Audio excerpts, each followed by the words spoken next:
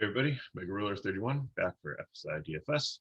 Going to break down the 13 game slate for Friday, June 11th, 2021, which I think is going to be a 12 game slate because it's the same situation as last night, but even worse at this point. San Francisco and Washington are the 7:05 game. It's Scherzer against Yusufani again, and it looks like it's 90% chance of rain to 100% chance of rain. So I doubt they play that. If they do, again, Scherzer is probably one of the better pitchers on the slate. Washington's a good cheap stack. So we'll, if that plays, then they're definitely in play, but I'm going to do this video as if that game's going to be rained out. So we've got a lot of choices for pitchers tonight. We've got Jacob deGrom facing off against Blake Snell in the Mets ballpark, which is good for pitching anyways. He's been really good. He just recently put up 38.5 DK points against this.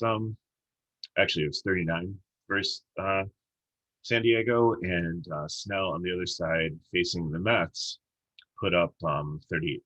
So it's definitely going to be a pitcher's duel here. I think deGrom's top option on the slate. Snell, 9-4. I think he can be a mid-range option, but there's so many other options we're going to talk about tonight. I think he's going to get lost in the shuffle. If you want to stack both pitchers in this game, I don't blame you. The total's low. It looks like wind will be blowing in a little bit. Both teams,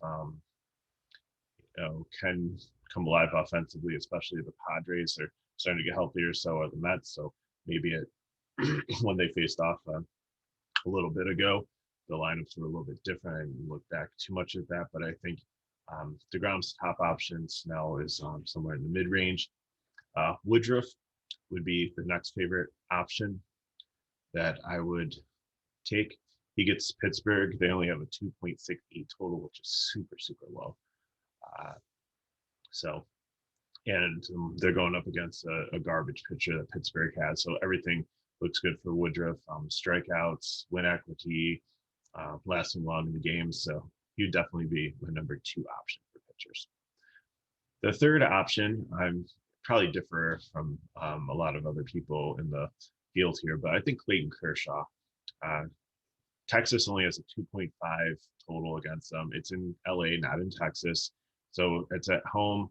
He neutralizes lefty power. That's all left that Texas pretty much has. They strike out a lot. He's been better recently. They're up against a not great pitcher. They have a 5 total, which is probably low for them. So looks like Kershaw could go out there. I don't think he's going to get touched up. I think he's going to get strikeouts and get a great game and get the win. So I think he's definitely another option. He's only 9.8, so he saves you some money down from deGrom that's 11.3 or Woodruff that's 10.4.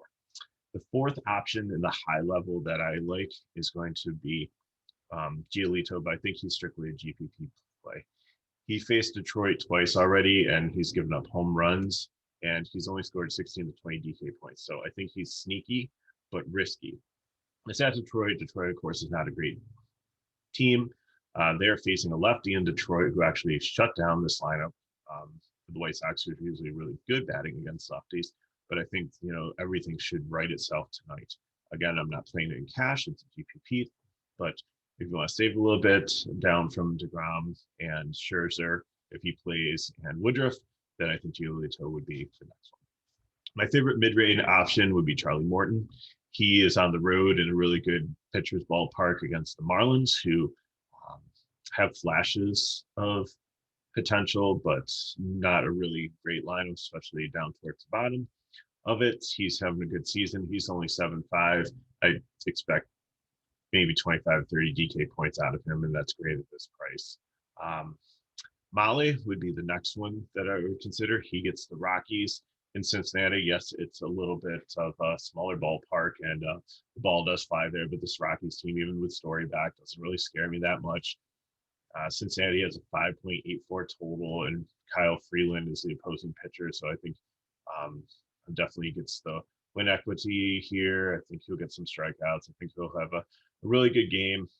I think most people will be on Morton, so if you have the $400 more and want to be a little different, it's a little bit of weather concern, but it looks like maybe a 30% chance of rain around game time, so it might Might be a little bit of a delay. We'll just have to keep an eye on that. But overall, I think we're fine there. Next, I would take Sive from Cleveland. He's a little bit more expensive than Molly and Morton, but he gets a great matchup against Seattle, who I know Haniger had a couple home runs yesterday, but he's a righty on righty here. Yeah, Seager is usually good against righties, but I think Sive is having a great kind of under the radar season. I think if you want to go different than everybody, don't want to go all the way down to one of the 7K pitchers, who I think are great matchups and prefer them anyways.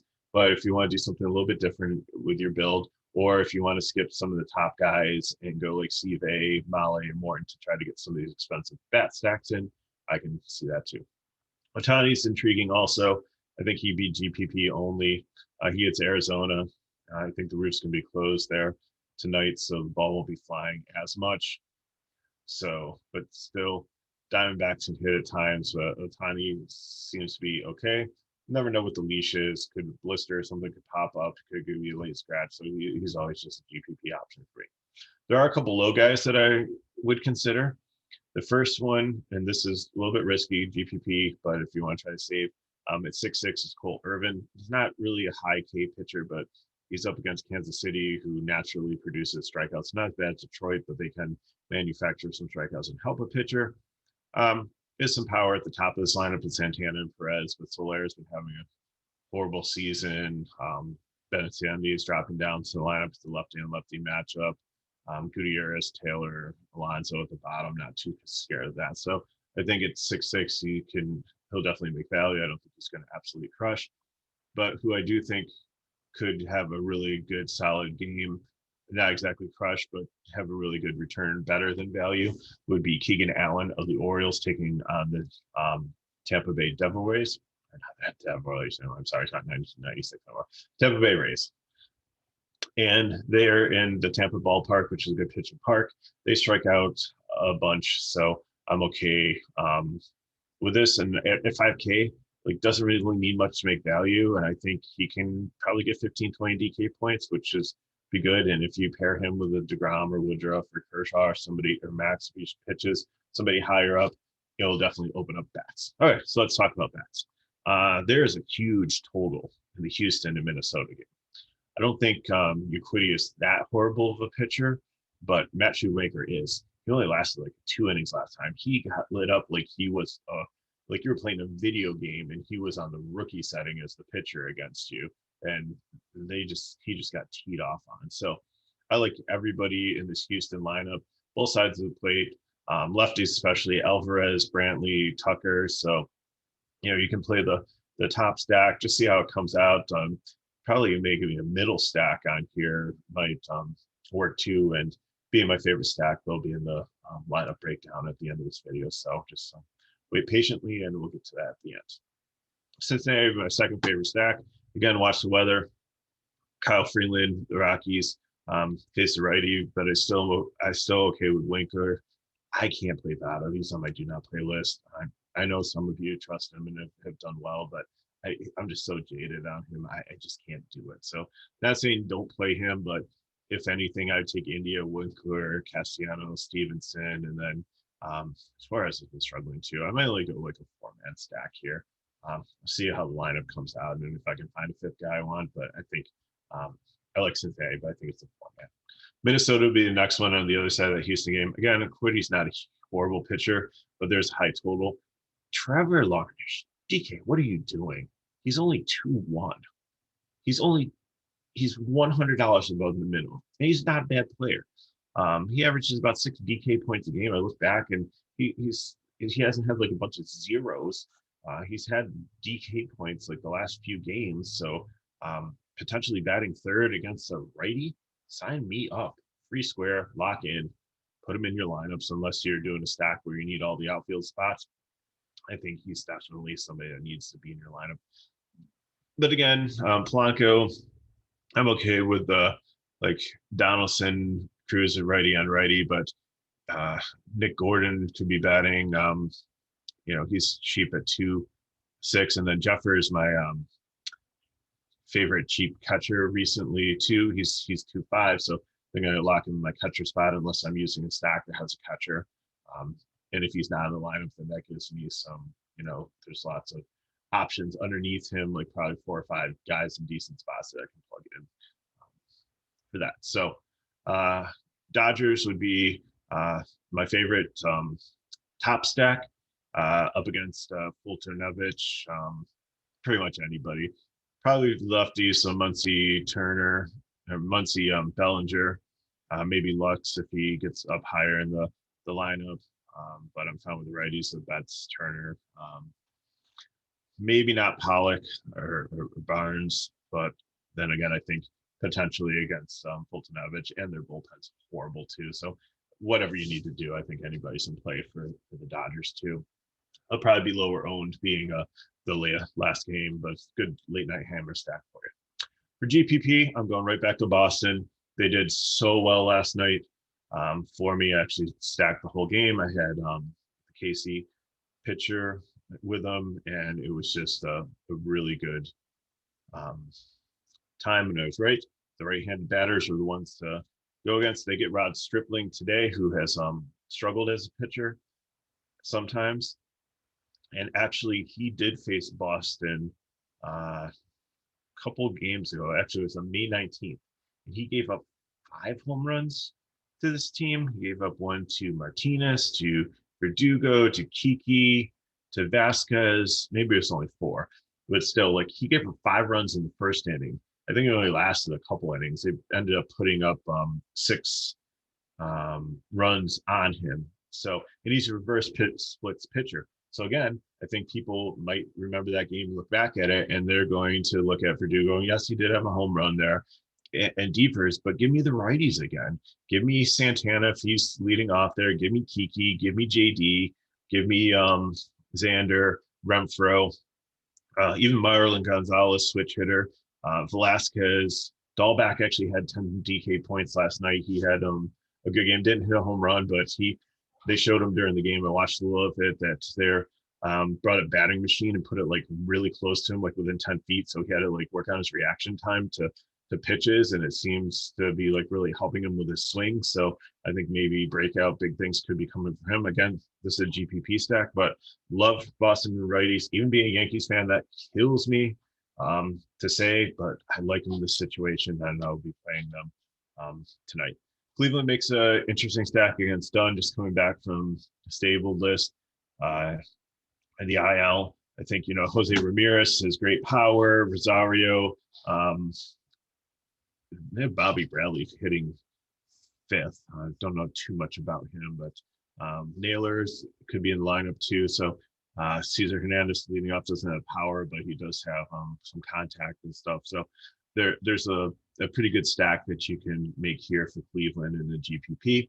Toronto, Garrett Richards is pretty much, he's like one of the, talking about video game pitchers, he's like one of the very, very first video game pitchers where you only have like 2 pitches that you could pick from. You have like the A button or the B button to throw a pitch. So it'd be like fastball or like curveball, slider, or something like that. So he gives up hard contact.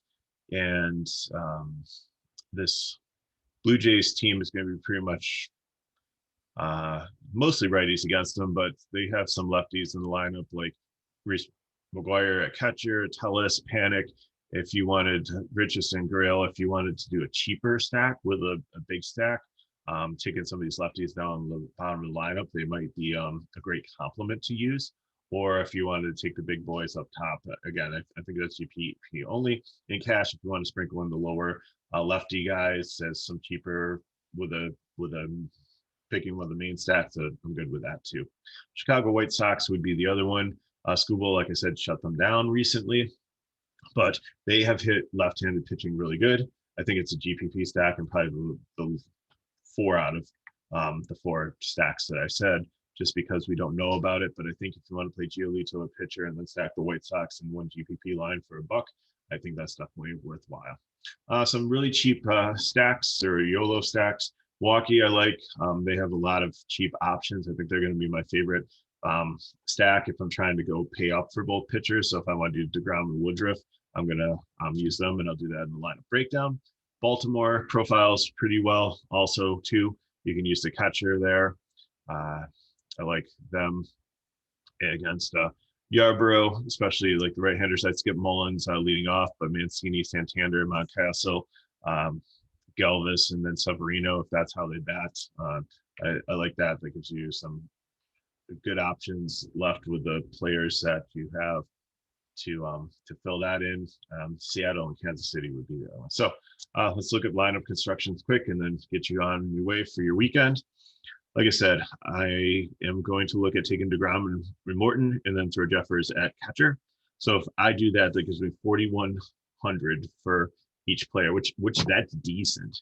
So favorite stack being Houston, I am locking in Alvarez, Brantley, and Altuve, who's got really good BVP, and Gurriel. So then your choice is you need to figure out if you want to take Bregman or Correa if they bat second and third, because that's going to give you 1, 4, 5, 6 in the order probably. I'm okay playing down. Also, if you want to skip Altuve and then maybe start with like Bregman and then throw in Tucker, who's a lefty there, and it gives you a little bit more money for some stuff, but that takes up all your outfield positions. So like I said, there's a lot of cheap outfielders you can put in there. Jace Peterson at 2.6, I really like him, or Larinish at 2.1. I think it's kind of a free square. If you throw them in there, that gives you a decent amount for. So if you go Bregman with which is most expensive, and it let me throw in Larinish at for Bregman's more expensive than Correa. So if you use Larinish in your outfield, that gives you 32 pretty much between third or shortstop, depending on if you want Bregman or Correa and whoever else you want to put in there. Catcher wise too, like you could go down from Jeffers and give you a little bit more money, or you can pay up a little bit too if there's somebody else that you like. So I think that's where I'm going for cash tonight. As I said, for GPP, or if you want to do a cash build, if you want to try to get all your guaranteed points with your pitchers and you want to go with the two like top guys that might put up 40 or 50 points on their own, so you might potentially get 80 to 100 points just from your pitchers, and who cares about the bats, then it would be Woodruff and DeGrom. Again, if I throw Jeffers in as my catcher, that gives me 36.86, which isn't that bad. So let me find that build here. And again, I think I'm going to go with Milwaukee stack here. I'm going to go kind of in the middle and take Navarez, Vogelbach, A. Garcia, Peterson, and Yelich, which gives me an opening for second, third, and shortstop. It gives me 26.33 left for there. And there's some cheap players that we can go there. If you wanted, if Jace Peterson for some reason is in the lineup, you want the Larnish in the left in the outfield spot, then that's going to give you a little bit more money, about 2,800 per player. And there's some good players. I hesitate to say this, but there's some Detroit guys that would fit into these areas pretty good. Goodwin has good BVP versus Giolito, but then again, like I said, I think Giolito's going to bounce back. I think he's going to be fine. But if you think it's going to be the same situation where Detroit can get to him again, then they might be a good fill-in for those three positions. But I look again at the other cheap ones like Kansas City, Seattle, Baltimore, the bottom of the Toronto lineup, the lefties there to fill in the three spots with the Milwaukee stack. You can go with the Baltimore stack. That gives you a little bit more money also. Severino would be your catcher there. You go 2 through 6, and then that gives you some nice spots to fill in. Larnish will go in the outfield there because I believe there's one outfield spot open, and then that gives you a decent mid-range amount to fill in. I think it's like second and third base in that build. So thank you for watching. Really appreciate it.